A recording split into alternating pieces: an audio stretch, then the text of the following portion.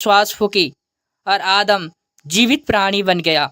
और परमेश्वर ने देखा कि आदम अकेला रहना अच्छा नहीं है। तब यहोवा परमेश्वर ने आदम को भारी नींद में डालकर उसकी एक फसली को निकाली और यहोवा परमेश्वर ने उस फसली को जो आदम में से निकाली थी स्त्री बना दिया। तथा यहोवा परमेश्वर ने जितने बनौली पशु बनाए थे उन सब में से सर्प दूत था।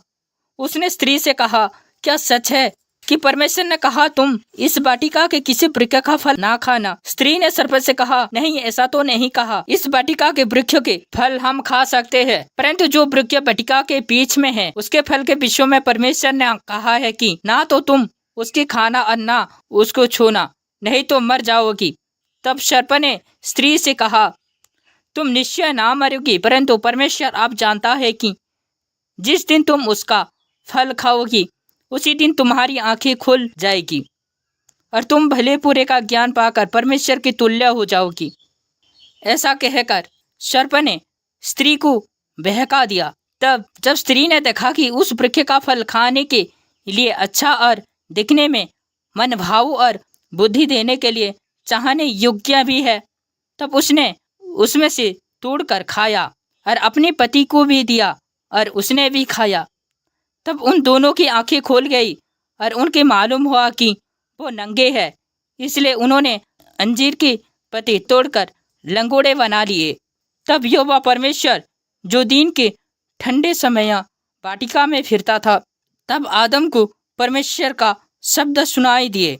तब आदम और उसकी पत्नी वाटिका के वृक्ष के बीच में यहोवा परमेश्वर से डरकर छिप गई। तब यहोवा परमेश्वर ने पुकार के आदम से कहा, तू कहाँ है? उसने कहा, मैं तेरा शब्द बारी में सुनकर डर गया, क्योंकि मैं नंगा था इसलिए छिप गया।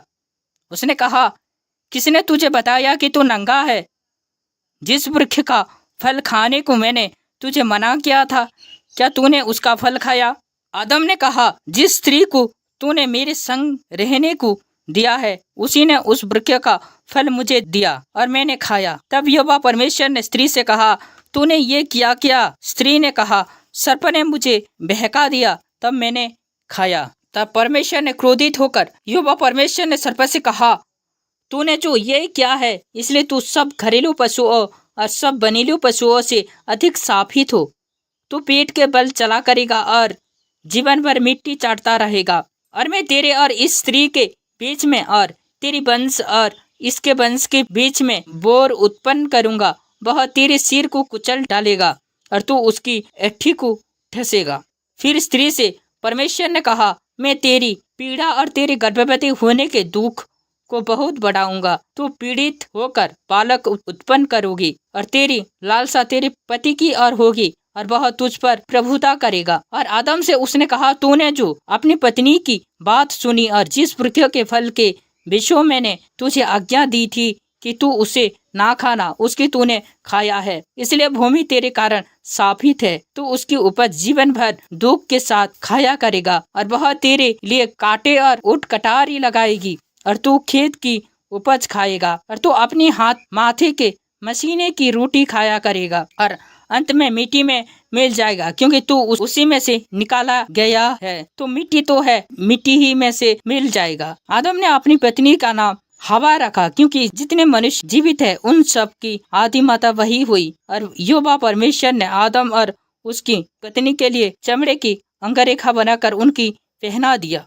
फिर यहोवा परमेश्वर ने कहा, मनुष्य भले बुरे का ज्ञान पाकर हम में से एक के समान हो गया है, इसलिए अब ऐसा ना हो कि वह हाथ बढ़ाकर जीवन के वृक्ष का फल भी तोड़ के खा ले और सदा जीवित रहे।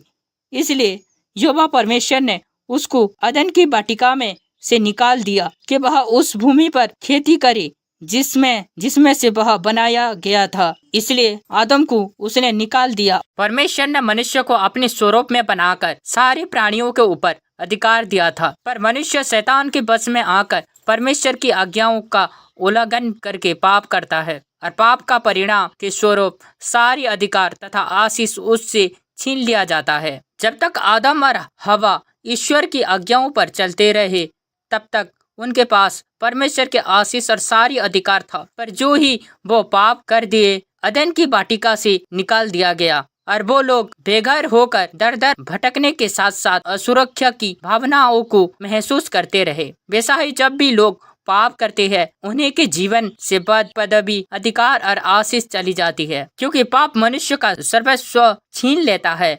सत्य का मार्ग कठिन जरूर है, परंतु पाप का फल क्षणस्थायी सुख, प्रधानता और अत्यंत दुखदायक है। ईश्वर के सत्य और न्याय से प्रेम है, वह पाप से बोर करता है, इसलिए पाप से सावधान रहे। एक बात हमेशा याद रखें कि धार्मिकता मनुष्य को परमेश्वर के करीब रखता है और पाप परमेश्वर से अलग कर देता है। हालेलुया।